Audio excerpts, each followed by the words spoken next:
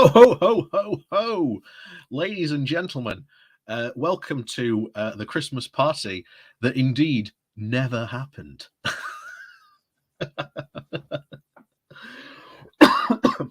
Oh dear. Gather round.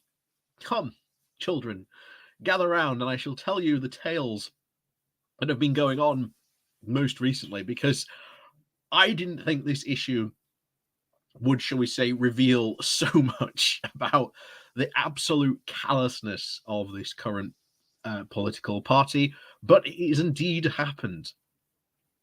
And I wonder if this is going to be the thing that broke the camel's back. Because I've always said it, Johnson cannot get away with breaking rule after rule, making gaffe after gaffe, making continuous slip up after slip up, and getting away with it before the public turns on him. I think this might be it, but we'll have to see. But we will get into that. So, good evening. Remember, this party never happened. So, presents at the table as you go in. Of course, it's time to pour the wine and cut the cheese, as they say. So, Cathal OG, good morning, or shall we say good evening to you. Prinny Bird, good evening to you as well. Colin, yes, I did see that. The sobbing scapegoat resigns. What about all the others that are laughing along with her?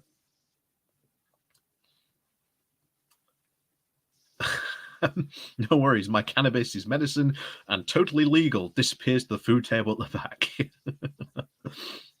Good evening to you, Mugreen. Good evening. Like I say, you're all more than welcome to join us in this very festive occasion. Like I say, I've even put my little festive hat on. Like I say, it is a Christmas party, so I thought, why not?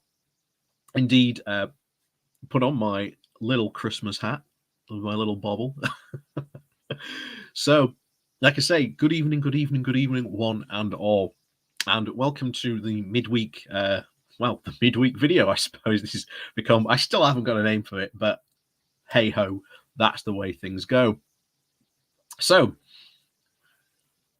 Christmas party time is upon us, ladies and gentlemen, and I thought there is no better way to start a Christmas party than with a game of Pass the Parcel.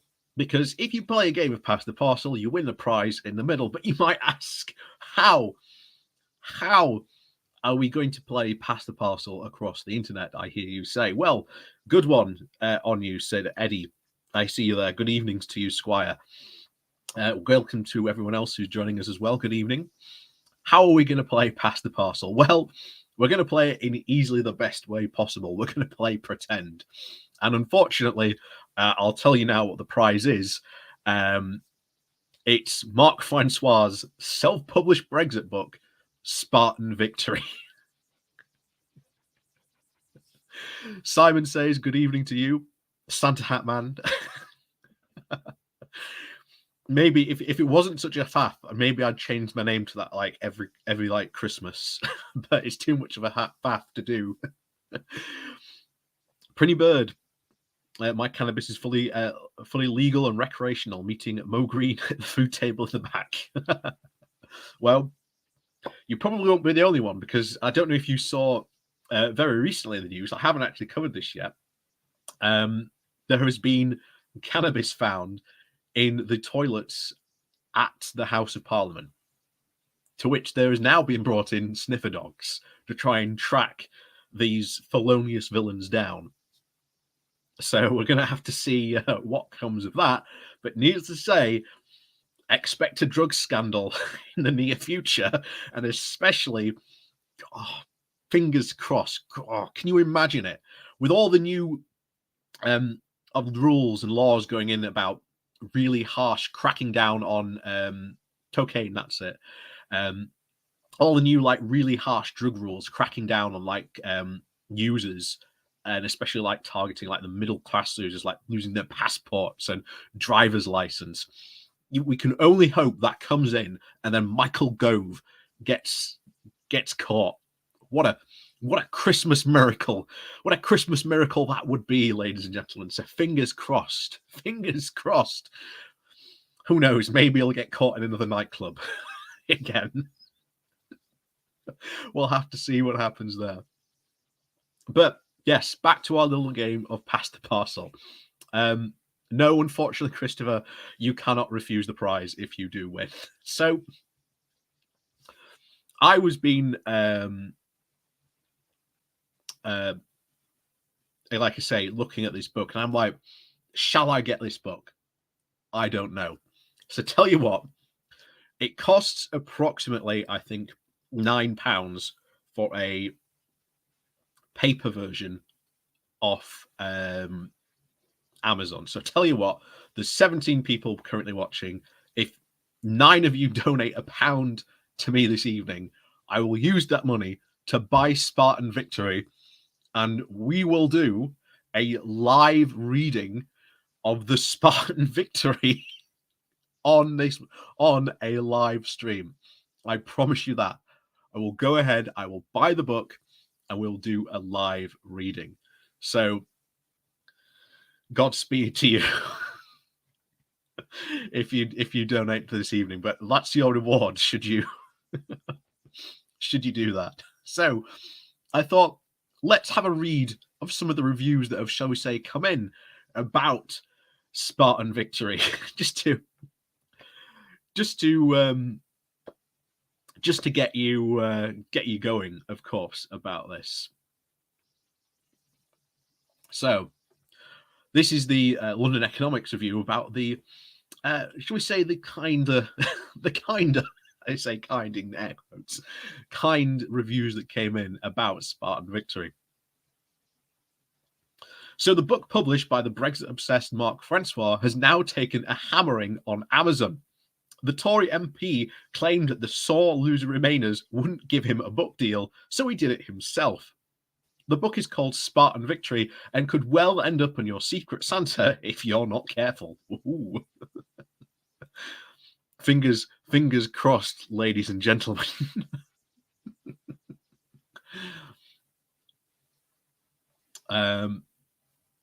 It comes highly endorsed, of course, by Jacob Rees-Mogg, who said, if you voted for Brexit, you really ought to buy this book. It was a good book, just, hey, if you voted for Brexit, buy this book.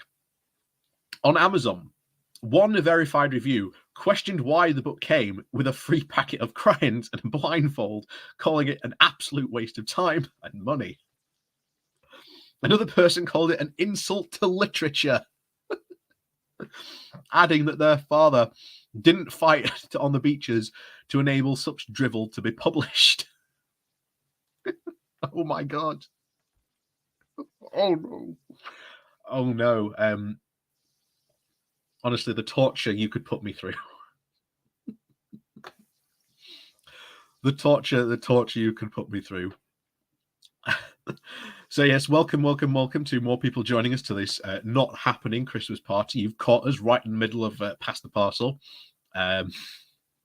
where we're going through some of the reviews of Mark Francois' book, The Spartan Victory. And like I say, if you would like me to read this book, it costs a grand total of £9. So if 9 of you donate £1, then I promise you, live on air, we will do a live reading of this book. I can promise you that now.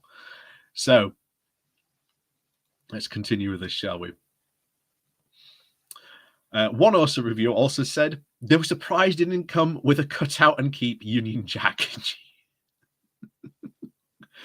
Your reaction on Twitter has also been pretty amusing, and we've compiled both the reviews and the reactions below. Mark Francois launching his colouring book. Yes, I'm looking for a book. It's called Spartan Victory by Mark Francois. Audiobook idea. Mark Francois' Brexit book read by Will Self. Oh, these are some of the audio views from Amazon. But yeah, my word. Oh dear. Oh no. Oh no. Cathal, thank you very much. That's the start. That's the start of this. So this could end up with me with me dying probably at the end of a stream, going, "What am I reading?" Oh, so thank you very much there, Cathal, for that donation. But that will definitely be put towards buying Spartan Victory. So I look forward to reading it with the rest of you later on.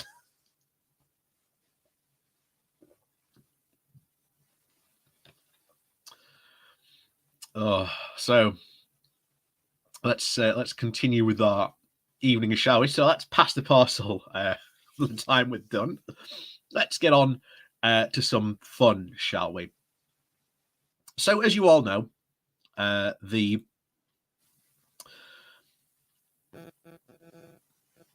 HM, you need to read it with a funny voice. I will read it with a funny voice. I will read it in my Mark Francois voice. I don't know where that came from. Maybe I can do it a bit like this, a bit of a Cockney accent. It was a great day when we won that Brexit victory. By gum. I don't even know what voice that is. Oh no, what am I doing? I shouldn't encourage you. But let's get on to our next article this evening. Hopefully this does it. Here we are. So a big part of this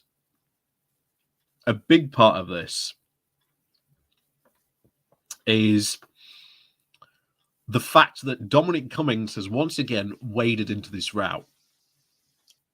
And to borrow the article here, it's gate crashed it. Oh no, Paul Murray. Oh, thank you very much, Paul. I'm a glutton for punishment. Me too. Oh no, we're getting closer. Oh dear. Oh dear. Guess who's going to have to order Spartan Victory after this stream? Oh no. It's going to happen. I can tell it's going to happen. Oh, joy of joys. The how I suffer for you all, how I'm going to suffer for you all when we go through that. Oh dear. So Dominic Cummings has also waded very much into this row, because I don't know if any of you managed to see the PMQs this afternoon. You almost had Boris Johnson do a very, very bizarre slip of the tongue, which basically makes me know that, yeah, I think he's lying about this. I think this party did absolutely happen, because he basically said, I deny the fact that this party happened, but if it did happen, I'm sure that the rules were followed.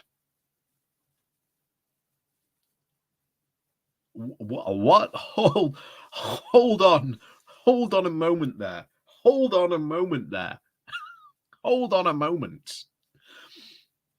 You've just denied for a second that this party happened, but if it did happen, according to you, you're sure that the rules were followed.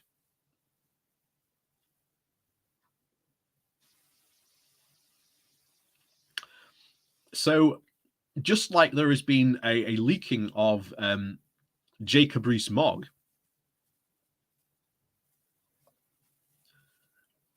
just so we've got that video, and we'll get to that video in a bit as well, by the way, of the video that got released.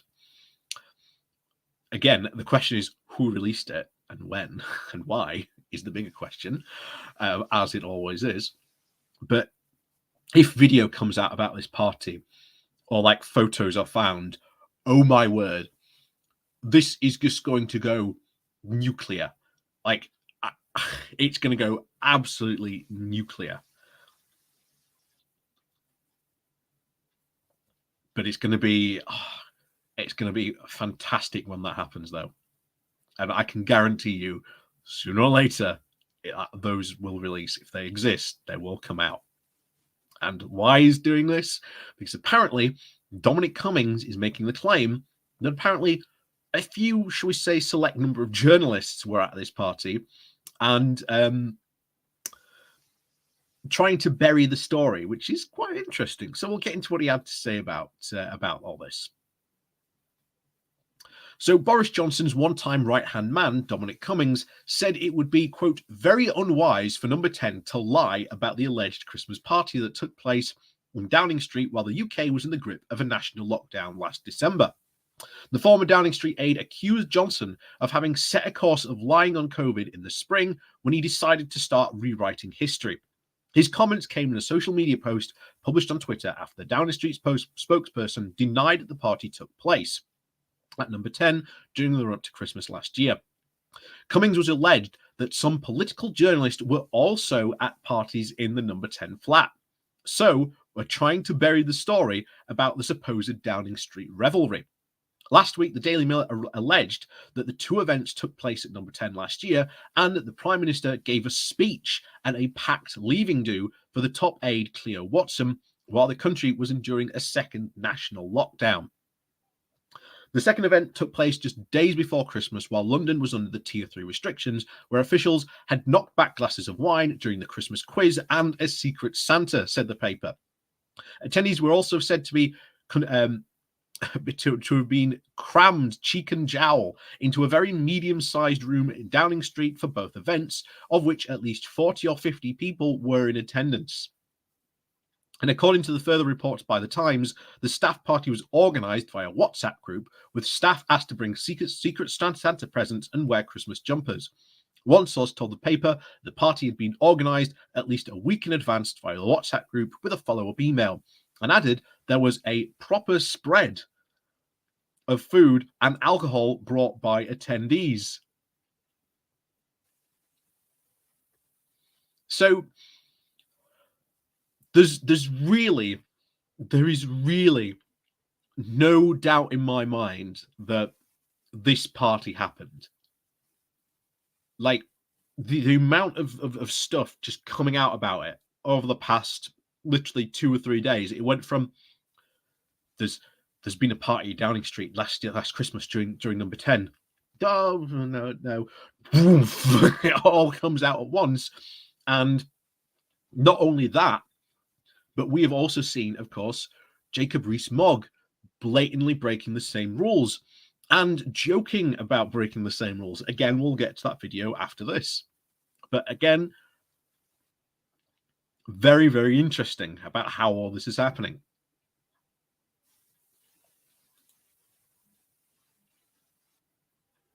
So, the majority of people there were civil servants, with a few special advisors and others, the source said, but it was mostly officials.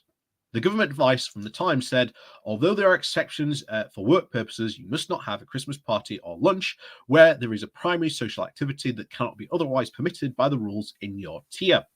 Further sources speaking to the Mirror also alleged that there were many social gatherings had taken place at Downing Street last year while the public faced restrictions, adding that there were always parties in Johnson's grace and favour to the Downing Street flat, which he shared with his wife Carrie.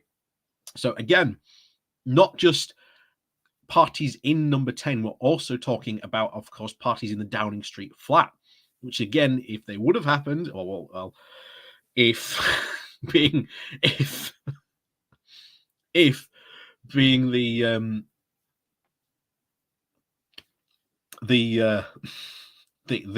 word about this, but this happened. This so happened. You know, there's so much coming out of this now. All we need now are like pictures and videos, and this is all but confirmed. All but confirmed that this happens. I mean, if a video comes out and Boris Johnson has done this much lying about it,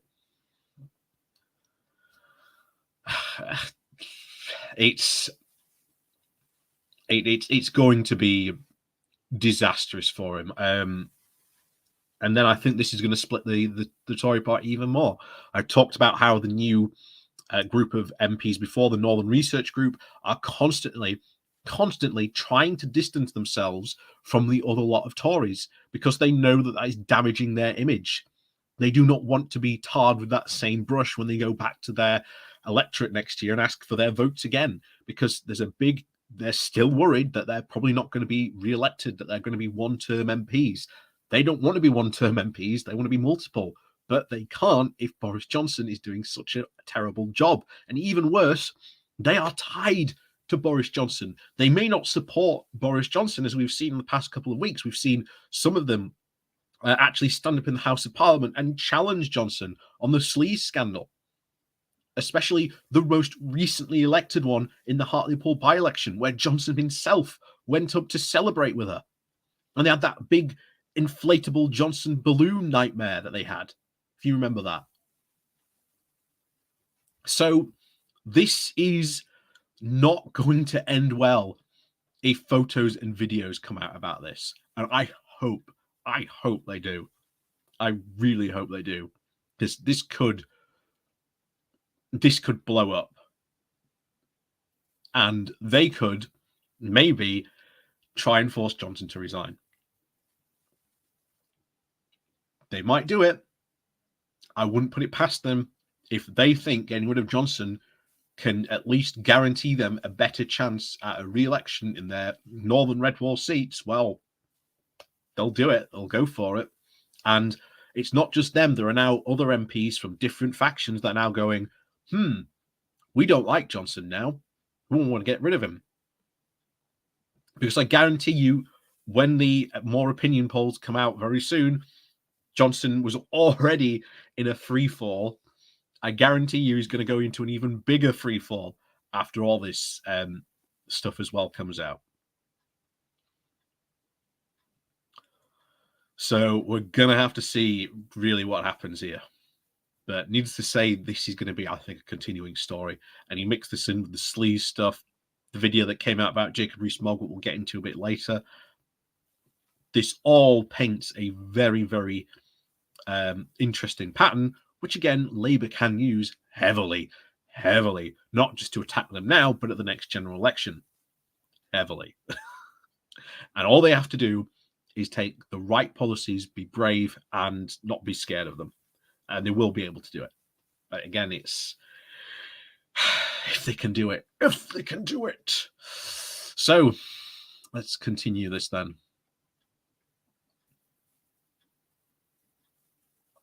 Another source claimed that they were all getting totally plastered.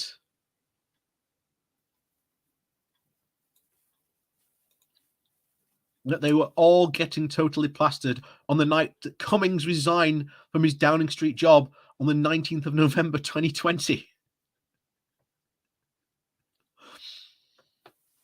So this... it's no wonder that Cummings has waded into this. It's no wonder he's waded into this, to be honest.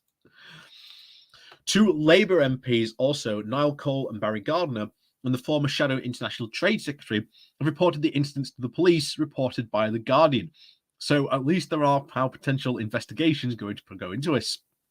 Number 10 has denied that the party took place, and the spokesperson has denied to say whether an internal investigation will take place, but told reporters there was not a party and no COVID rules, and the COVID rules have been followed at all times. Again, such a bizarre statement. Such a bizarre statement to say. There was no party and that COVID rules were followed at all times. Interesting that they again have to add that tag. I think, again, that they know that there are photos and videos out there that could potentially come out maybe in the next couple of days, maybe even tomorrow, for all we know, that could come out and could torpedo this even more. Hence why they are tagging on, yeah, we followed all the COVID guidelines all the time. We weren't breaking any rules. So we swearsies, That is such a bizarre statement to make. Such a bizarre statement to make. I don't know where you go with it. To be honest, it's really, really bizarre. But continuing on from this as well, we are going to watch a timeline video from the Telegraph of all places, because believe it or not, this actually has quite a good timeline of events that lays this out. So you can see this now. Here's the video. So we'll see how much this actually has on all this.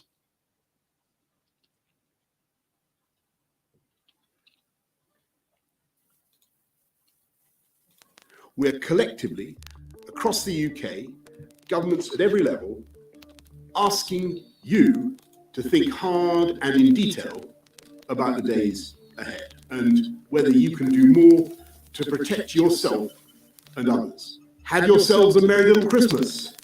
I'm afraid this year I do mean little. We try to do our best. I think the situation at the moment is just that the national level is worrying. The rates of infection have been increasing overall. I don't think this is the moment to let the brakes off too much anywhere.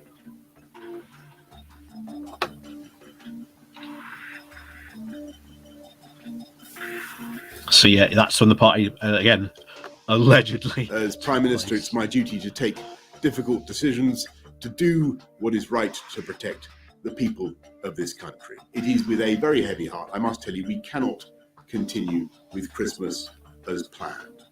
In England, those living in Tier 4 areas should not mix with anyone outside their own household at Christmas. Would the Prime Minister condone having Christmas? What's the answer? Of course, again, this footage actually needs a bit of explanation. Many of you might not know who this woman is, but if you remember when Boris Johnson literally spaffed all this money explicitly to build a Downing Street press room, you may remember this. This was a big thing at the time. This was like a really big thing. They spent something like £200 million, maybe more, trying to turn this into like a like they have in Washington. They have the meet the press, so they can have these daily briefings, to which Boris thought was a fantastic idea at the time, at the beginning of the pandemic. So again, this whole studio got built up, and this woman here, you can see later. In fact, tell you what, let me try and find it while we're here. So she was hired to essentially be this new press officer for Downing Street. And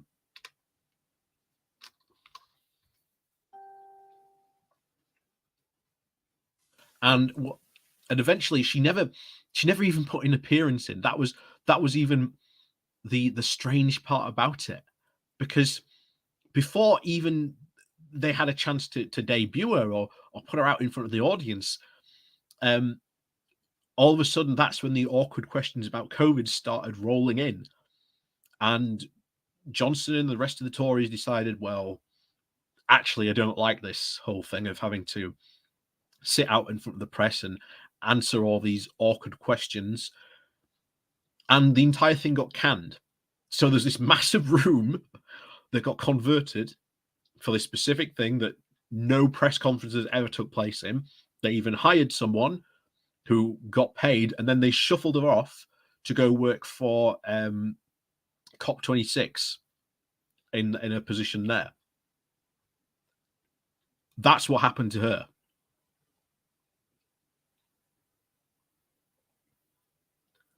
And as Reet just said, she's just resigned within the past. I think she resigned this afternoon, and she's very, very much being made the scapegoat. I'm just trying to find the video now.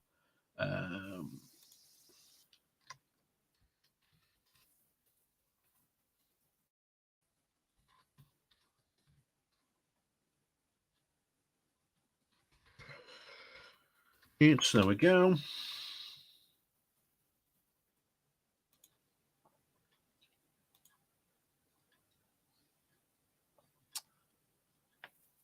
Let me try. Here we are. Here we are. This is her. This is her. And don't get me wrong, I feel sorry for her. I really, really do. I really, really do. Because she's being thrown under the bus for this. Like, she's being used as an absolute scapegoat. And by the way, she resigned. And if you've been following the political, the politics of the UK for the past, well, couple of years, you know full well that whenever something bad happens to an MP that maybe would have caused them to resign in the past, they didn't resign. And she has resigned. So good on her for at least acknowledging that she was doing this, and she resigned. And Catherine makes a good point.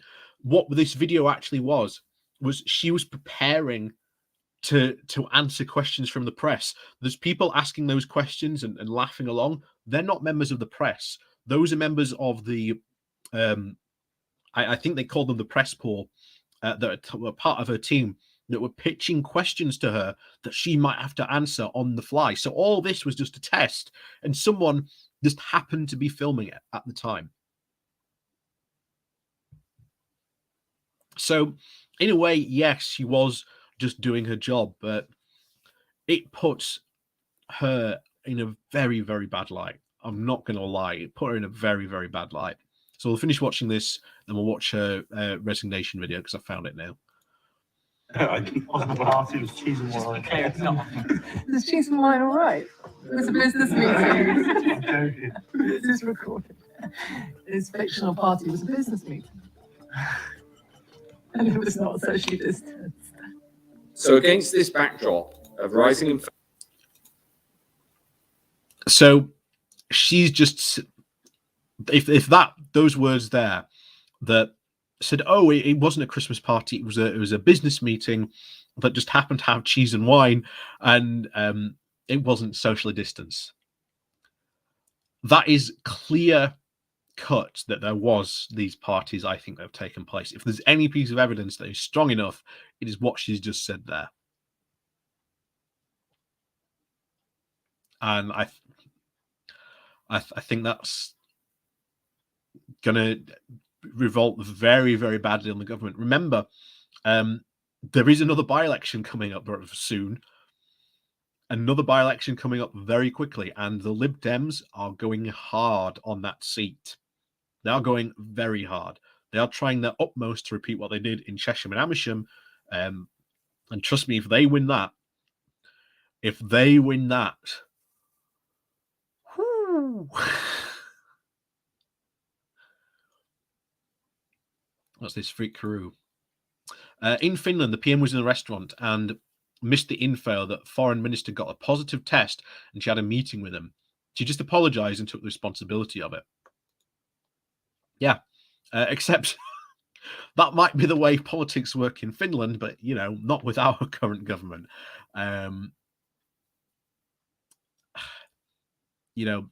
That's what happened.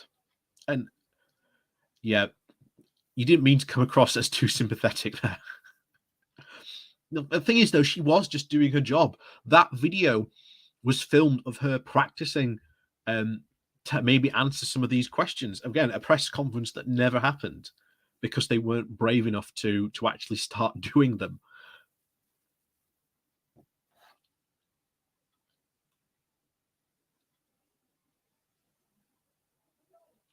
What's this question? If there was a video pre-party as a test, isn't there a video of the party itself? No. That video you just saw filmed privately was not at a party. That was filmed as part of a test that she was doing to essentially prepare to field questions from the press. Like I say, she was at the time just recently hired as the Downing Street press officer, just like the White House has the secretary of the press who goes out and fields questions every day by the press. That was meant to be her job, but the Tories turned around Boris, I think, turned around and said, I don't like that, and he's doing it anymore. So they'd spent all that money on the studio. They spent all the money hiring her as well, and they just shipped her off to COP26 to do her job there. Anyway, we'll finish off the timeline video now. Infections, rising hospitalizations, and rising numbers of people dying from coronavirus, it is absolutely vital that we act. We simply cannot have the kind of Christmas that we all yearn for. So that's the timeline video, and I think you'll agree that, to be honest, to me is it says to me it happened. Like, just all the stuff that's come out, all we need is now like pictorial proof or even video. And the way Boris Johnson has acted today, sunk completely. I don't know how he continues on without it. It raises so many questions. And then, of course, like I say, she's just resigned. She has literally just resigned. So you're going to hear a very prepared statement. I do have sympathy for her because, again, all she was doing was her job at the time. Again, I do think that comments were made that she shouldn't have made. Shouldn't have made these comments. But we'll have to see what happens after this. But to say that she's now resigned, I think definitely she's been made a scapegoat. I think they're hoping that, shall we say, this goes away. But just like the sleaze scandal that, well, still is rumbling on, doesn't look like this is going away anytime soon. And like I say, Johnson was hoping for a very quiet Christmas this year. Doesn't look like he's going to get it. It doesn't look like at all he is going to get the quiet Christmas that he so craves.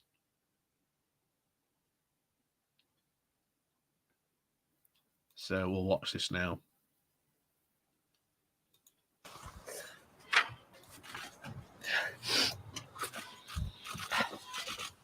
Can you stop, please? Can you stop? I'm going to make a statement. You don't. The British people have made immense sacrifices in the ongoing battle against COVID-19. I now fear that my comments in the leaked video of the 20th of December last year have become a distraction in that fight. My remarks seemed to make light of the rules that people were doing everything to obey. That was never my intention. I will regret those remarks for the rest of my days, and I offer my profound apologies to all of you at home for them. Working in government is an immense privilege. I tried to do right by you all, to behave with civility and decency, and act to the high standards you expect of number 10, rightly expect of number 10. I will always be proud of what was achieved at COP26 in Glasgow and the progress that was made on coal cars, cash and trees. This country and the Prime Minister's leadership on climate change and on nature will make a lasting difference to the whole world. It has been an honour. Sorry, I can't get past that quote. I understand the anger and frustration that people feel. To all of you who lost loved ones, who endured intolerable loneliness, and who struggled with your businesses, I am truly sorry. And this afternoon, I'm offering my resignation to the Prime Minister. Thanks for your time. And that was her resignation speech. Yeah, it is still surprising, Vreet, that she is still defending him. You are right. Why is she defending him? It should be still asked the question, of course. Did she resign out of principle, or was she forced to resign because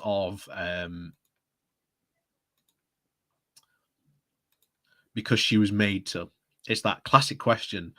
Was she pushed, or did she go of her own volition? We might never know. We might never know that answer to that question. But this is also the video that came out as well of Jacob Rees-Mogg.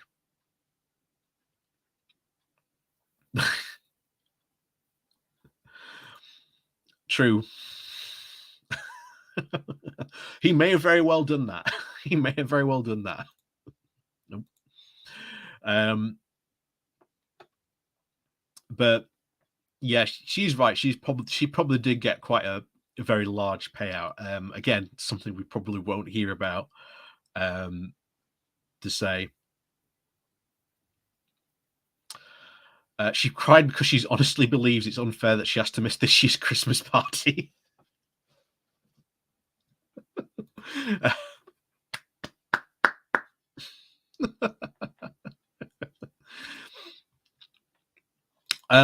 This is again is the you know, the £1 million question, or $1 million question, I suppose.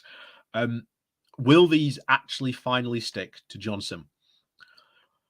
I've always said right from the very beginning, they were just going to be a rolling ball. This is just going to be a rolling ball. You know, what's the phrase? How you roll a snowball down the hill and it turns into an avalanche. This could be it. And I know I've said that before, that this could be it, because I said it back at the start of the coronavirus, that how Johnson is handling all this is absolutely catastrophic. How can they keep him in?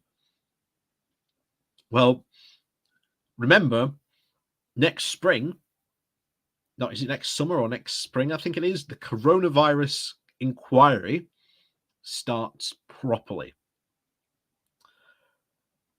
And oh boy, is that going to be interesting. Because you may remember, of course, Matt Hancock, again, mysteriously, these CCTV images came out of him.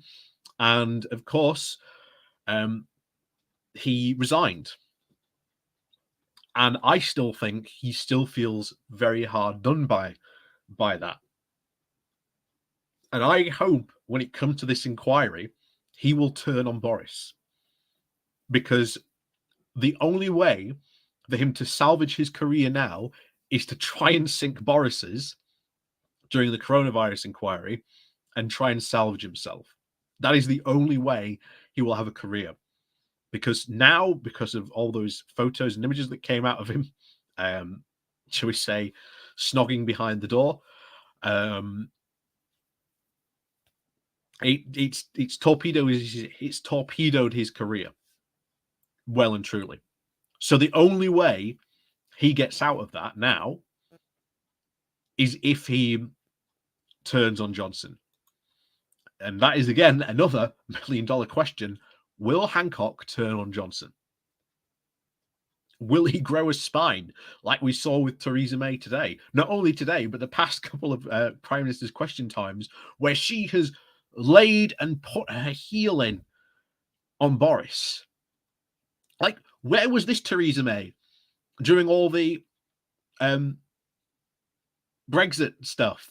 If she had a spine that she's been showing very recently, we probably wouldn't be in as bad a mess as we are today. We probably wouldn't be in as bad a mess as we are today. I can tell you that much. So anyway, let's watch this clip of Jacob Rees-Mogg. I think this was taken of him at a think tank Christmas party that he went to. Again, clearly breaking the rules that were, again, clearly in place. And of course, joking about breaking the rules that are in place. So let's hear what he had to say about all this. We're all here obeying regulations, aren't we? I mean, this party is not going to be investigated by the police in a year's time. You are all very carefully socially distanced. You've moved, I'm pleased to tell you, from the metric back to the imperial system. I know you were at least 2 inches away, which is, as I understand it, what the regulations require during social distancing. This party is not going to invest. So, yeah, looks like Jacob Rees-Mogg is also going to get dragged into this as well. Will he be forced to resign? Might he be the next one out of this? I don't know. I generally don't know. So you could say that those are indeed the Christmas crackers of the of our little Christmas party for all this. We'll have to see how all this happens. But needless to say, that is one issue that will not end today. This will continue on probably for the rest of the week, maybe into next week. We're going to have to see what comes out.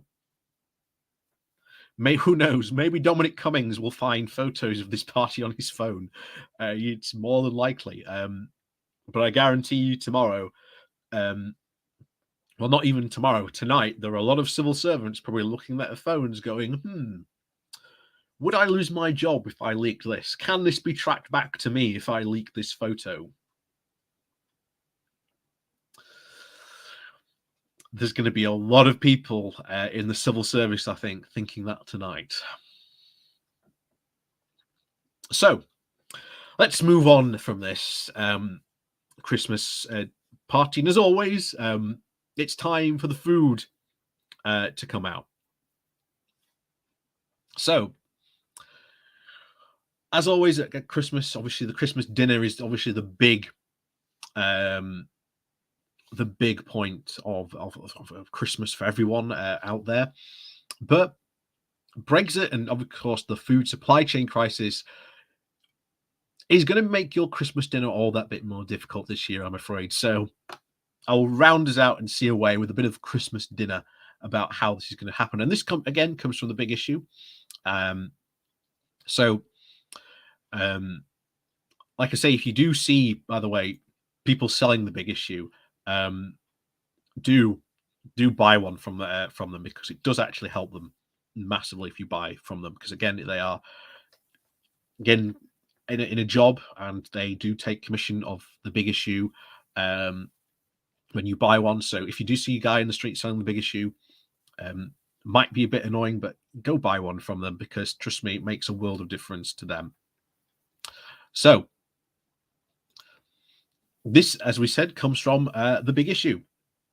How Brexit and the food supply chain crisis might take a bite out of your Christmas dinner. Christmas dinner is probably the perfect time to forget about all that stressful everyday life, such as arguments about Brexit, or is it? Because over recent years, food has become far more political. What's on our plate has become tied up with rows over immigration, lorry driver facilities, important checks, and trade deals. Look closely, of course, at your Christmas dinner. Nearly a year after the Brexit transition period has ended, you can see how what's decided at Westminster has filtered through to our shops. Let's start, of course, with the turkey. Since at least the late 19th century, turkey has been the centerpiece of the typical Christmas meal in Britain, despite the fact that it doesn't taste like much. More on that later.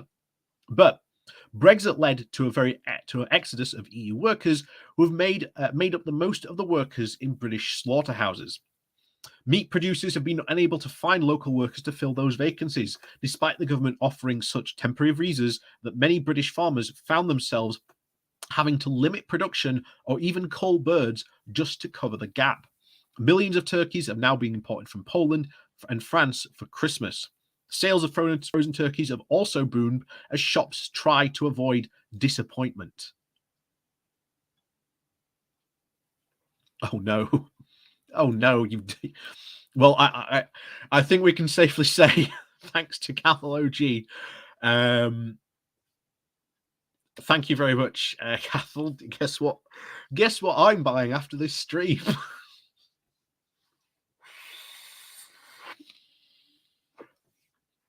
Next week, a live reading of the Spartan victory.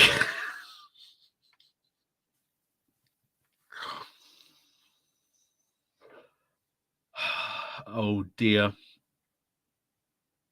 Oh no.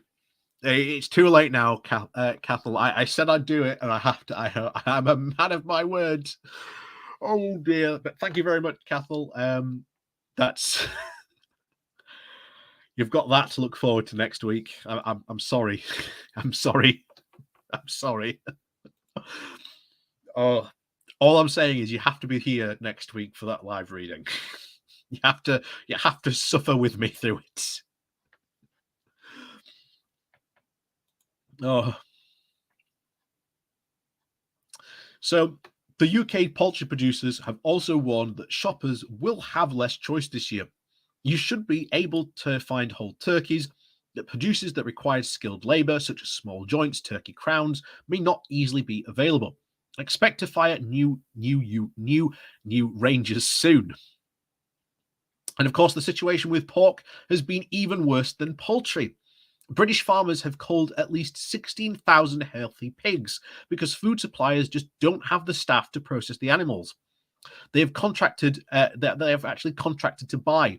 Tens of thousands of more pigs are backed up on farms around the country. For farmers, this is not just wasteful, it's an insult into the work that they've put in throughout the year. This is more than just Christmas. This is the whole industry, our livelihoods, says Kate Morgan, a farmer in East Yorkshire with at least over 1,000 pigs. Some pig producers have just simply quit. German pork is likely to fill some of that shortfall. Even if you buy British pork, the meat may have travelled to the Netherlands and back for processing. So what does this all mean for the famous pigs in blankets? The star of many a Christmas dinner. Some are made months beforehand, but producers say that the whole process has become delayed. Although pigs in blankets are unlikely to go missing completely, the more labour-intensive cuts, such as gammon and rib joints, may be pushed aside. I've seen empty shelves where there should have been pork, says Liz Webber, chair of the Save British Farming campaign. During the summer, vegetable growers also saw a large chunk of their crops go to waste due to the lack of farm workers and lorry drivers. One cooperative of East Scotland growers said it had scrapped 3.5 million broccoli. Oh, thank you very much, Hurt. Thank you very much, Hurt. Buy a used copy. I'll try to. Oh, Inkcoin, hello. Like I say, this is this is the state of Brexit at the moment that everyone currently politically is trying to deny, but yeah, it's happening thick and fast. There's no other way you can put it. It's going to get worse because remember, in January we are expecting the checks to come online as well. If we are having this amount of problems when we haven't got checks active at the ports in the UK, how is this going to affect us when we put those checks into place? But as I've said before, when we've covered this, we've been here before, many times before, and all the government has done is just kick the can down the road, and we've come to that position again where we are not ready. We do not have the infrastructure, we do not have the staff, we do not have the port workers, we do not have the amount of vets to be able to do the checks. The can will just be kicked down the road even further. But that is Brexit, and it's also, of course, our Tory government, who are just absolutely incompetent, beyond words.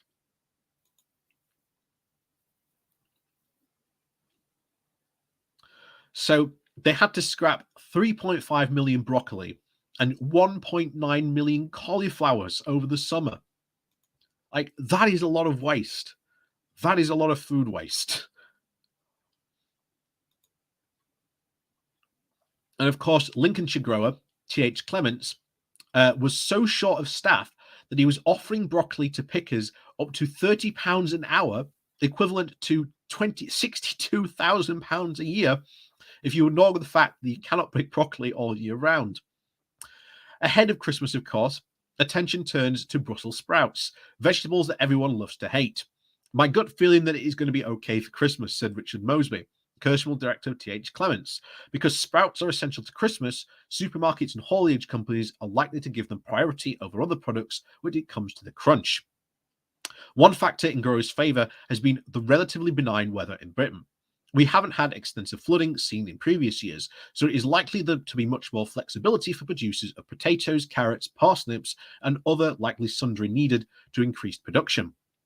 If supermarkets decide they want to do big Christmas promotions, if everything leaves it, of course, to the last minute, the starting demand is going to be twice the volume. That would be very, very tricky, says Jackie Ward, the chief executive of the British Growers Association. Of course, Brussels sprouts aside, Britain is very reliant on vegetables from abroad, particularly Spain. But Foreign lorry drivers are very wary of a repeat of last year, when tens of thousands were stuck in a car park in Kent over the Christmas and France after France closed its borders. Mowbray says that the Spanish lorry drivers have been asking for extra £500 a load to make the trip this year.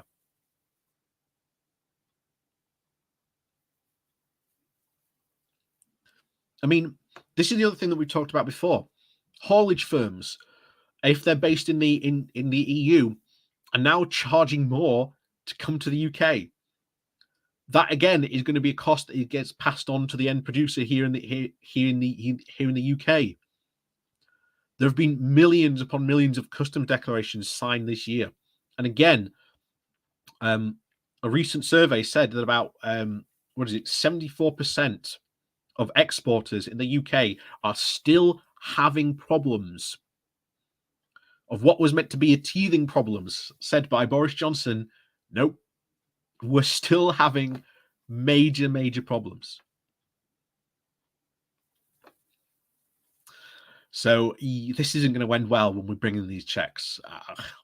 If you think it's bad now, and the fact that we've gone through all this year, and bear in mind, the news media here in the UK has picked this up every so often, but it's never become like proper headline news, but it has simmered away constantly throughout the year. What happens if the government decide to go, okay, we'll just bring these checks in anyway? It is going to be absolute chaos from the bottom down, completely. We could indeed see Kent get turned into the lorry park. That's how bad it could become.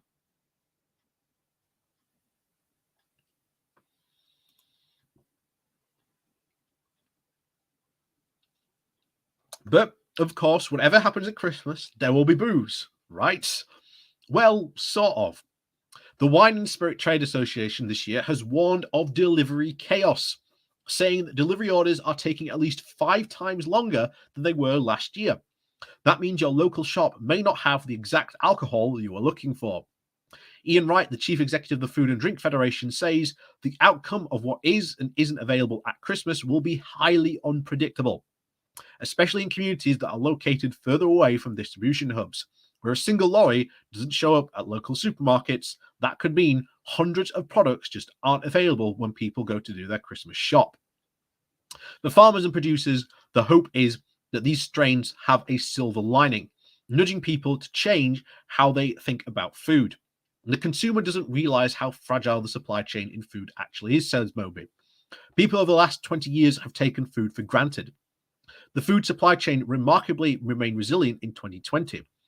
We did a too good a job at the start of the pandemic, says Kate Mogan. It was only in 2021, as Brexit hit home, that people started paying attention to the supply chains. A further bump could come in July of 2022, when the government brings in checks on imports from the EU. They were due to start this year, but of course have been delayed. That, of course, being the second time. So maybe we'll think it's third time lucky. That, of course, may make some products less available. Already, of course, 1/4 of British people, including half of Leave voters, think that Brexit has had a positive impact. Meanwhile, the temporary visas that the UK government has provided will also soon expire. With most sign of permanent changes, of course, in immigration rules, some farmers are thinking about how to adapt to the post-Brexit realities by trying to mechanise their production. Maybe, too, looking harder at our Christmas plates will remind us that our food system could do with a rethink. The rush for cheap meat since the Second World War has taken its toll on animals. Male turkeys are now so big that female turkeys are having to be artificially inseminated in order not to be injured during sex. I didn't know that. That's news to me. That's news to me. But yeah. So, yeah, this Christmas is not going to be, I think, a normal one, as many people, I think, were hoping for. But this is going to reflect very, very badly on the Conservatives. They are in power. They have a vast majority of about 84 seats. They can pretty much do whatever they want. And as Jane Neary says, there is a by-election again coming up. Again, I do hope that the Lib Dems do win. I really hope that they do win, because that will just make Boris Johnson's Christmas all that bit more uncomfortable when it comes down to it. So that, of course, ladies and gentlemen, is the end of our little Christmas party together. Please go home. And of course, this never happened. Tell your friends it never happened. You were at home drinking alone. This party, remember, never happened. So toodaloo. But before you do go, please do remember to hit that like, share, and subscribe button on your way out. And of course, down below, there are links to my Patreon page, as well as a one-off donation link called Buy Me Coffee, where you can, well, buy me coffee. And as always, thank you very much to all those people who do support the channel that way. So it is with a very sneakily goodbye. The lights have been turned up. The music has been turned off. It's kick-out time from the party. And remember, before you leave, this party never happened.